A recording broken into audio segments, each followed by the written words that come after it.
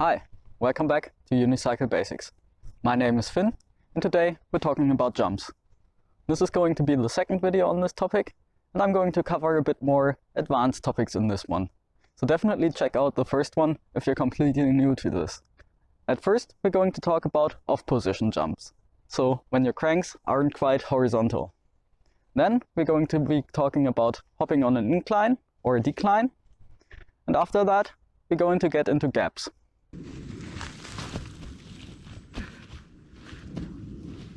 So in the last video, I showed you how to jump with your cranks horizontal, and I recommended that you learn this with either foot forward, and you learn to hop farther and higher to be able to do this all the time.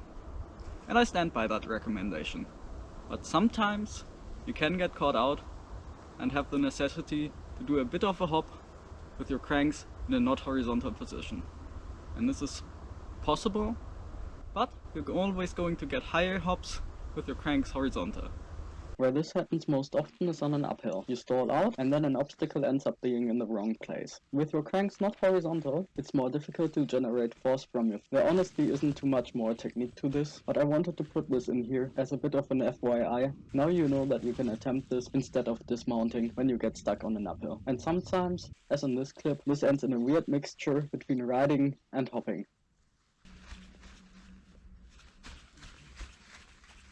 Let's talk about hopping on an incline or a decline. When you're hopping uphill, I would recommend you do so at a 45-degree angle. This is because when you're hopping sideways, it's very likely that your tire is going to fold over. And if you're going straight forward, then almost all the work is going to be done by your front foot. I have to correct myself slightly here. 45 degrees is too aggressive of an angle. 60 to 70 degrees is more appropriate. So mostly sideways, but turned a bit to face the hill. In the next clip, I'm showing both extremes. First, at 90 degrees to the hill, you may spot my tire folding over. Then when I turn forward, all the pressure is on the front foot, making hopping very awkward. So I hope it's clear why the ideal technique is somewhere in between. When you're hopping on a downhill, I would recommend doing so with your wheel pointing downward. This way, the tire tends to have the most grip, and you can hold yourself back using the brake. The tricky part here is quickly getting on and off the brake so that the wheel is locked when it's on the ground, but you can move the wheel to keep the cranks horizontal mid-air.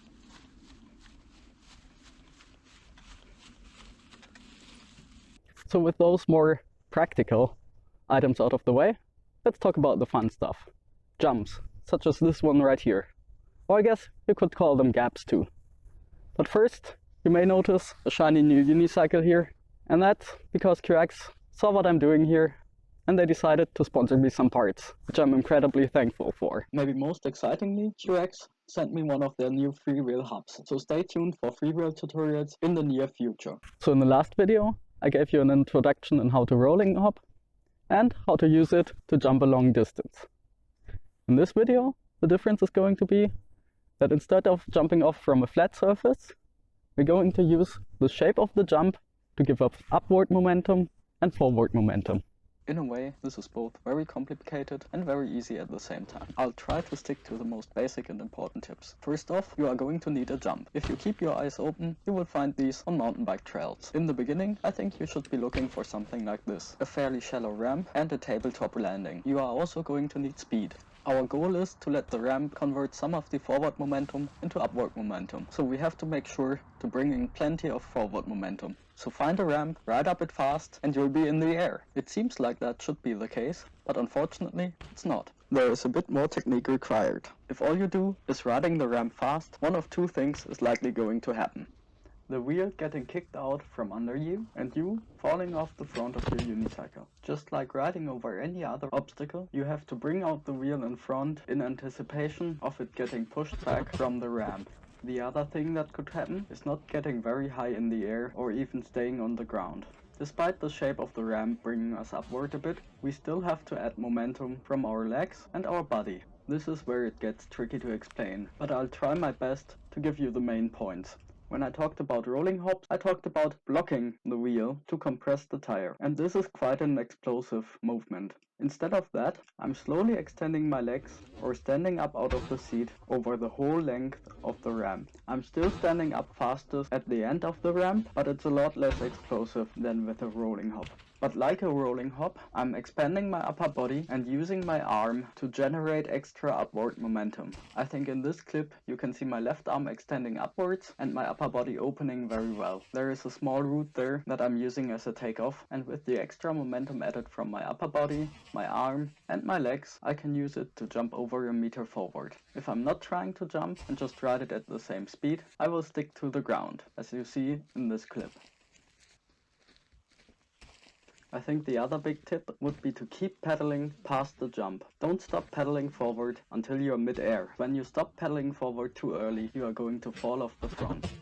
Note that I haven't talked about pedal position at all in this video. Since we're not blocking the wheel, as in a rolling hop, the cranks don't need to be horizontal when you're taking off. But I still highly recommend to have the cranks horizontal when you are landing.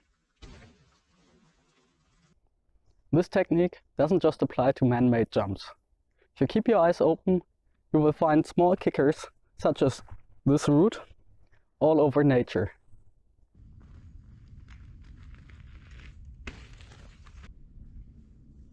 I've added a few examples here. These aren't massive jumps, but just jumping over a few roots can be both very fun and sometimes even a practical way to deal with obstacles.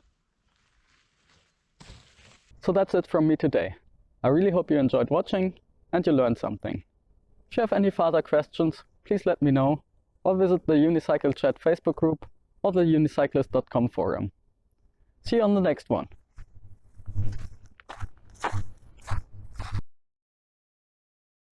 Unicycle Basics is a passion project for me.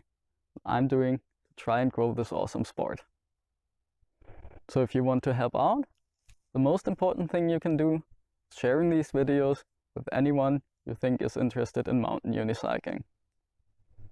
Also, like and subscribe on YouTube, so the YouTube algorithm will feed this to as many people as possible. If you want to help out with money and pay for some of the snacks I consumed when making these videos and some of the equipment I got, there will be a link in the description.